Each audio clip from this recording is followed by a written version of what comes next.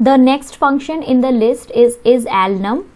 IsAlnum basically returns true if the characters in the string are alphanumeric, that is alphabets or numbers, and there is at least one character, and false otherwise.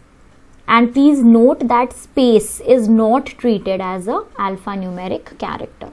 We can write, and if suppose I have this as my string, in this I am having the alphabets also and I am having the numbers also. And if I take another string, let's say S1, in this I will just take the alphabets, I will not take the digits, and I will take a third string in which I will just take the numbers and I will not take the alphabets. Now if I write string dot isAlnum, now in this case what will happen? I will get true. Why? Because string, what is the value of string? The value of string is ABC123. So it is containing alphabets also and it is containing number also. So isAlnum will be true. S1 dot isAlnum. So in this case I will get what? I will get again true. Why I am getting true over here? So in S1, even if the number is not present, then also the answer will be true. So in isAlnum, if the combination is of alphabets and numbers or only the alphabet, so in both the cases we are going to get the answer as true. And if I write S2 dot isAlnum, then in this case also the answer will be true. Why? Because the string should contain either the alphabets, alnum, either the alphabet or the number or a combination of both. I declare a blank string, suppose S3 is equal to a blank string. Now in this case, if I write S3 dot isAlnum, now in this case I will get the answer as false because space is not treated as alphanumeric character. The next function in the list is isAlpha. Now isAlpha basically returns true if all the characters in the string are alphabetic and there is at least one character, and false otherwise. So let us see this example. If I write, we are taking the previous strings only, string that is ABC123, S1 that is hello, and S2 that is 1234, and S3 that is a blank string. So if I write over here string dot isAlpha, now in this case I will get the answer as false. Why? Because the string is containing both the alphabets and the number, and isAlpha will return true only if only the characters or alphabets are there, but if digits are there then it will return false.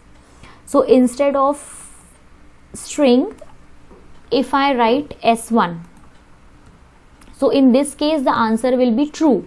Why? Because all the characters in S1, this is hello, all the characters are alphabet.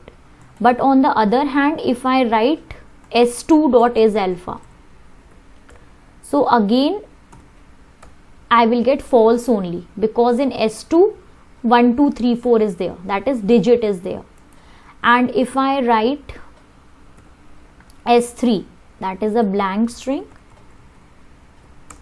so in this case also answer will be false because blank is not treated as alphanumeric character, means it is neither alphabet nor number.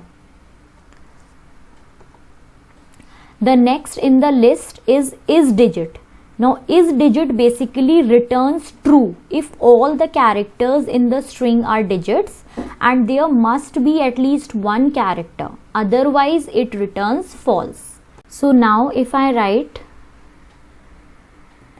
S1 dot is digit, then in this case I will get the answer as false, because the S1 string, it is containing alphabets also and digits also. So is digit will return true only and only if all the characters are digit. So similarly false I will get in the second case also, because here none of the characters are digit. But if I write S3, then in this case I am going to get the answer as true. Why? Because in this S3 the digits are present, 1 2 3 4 5. And if I talk about S4, then in this case also the answer will be false. The next function in the list is lower.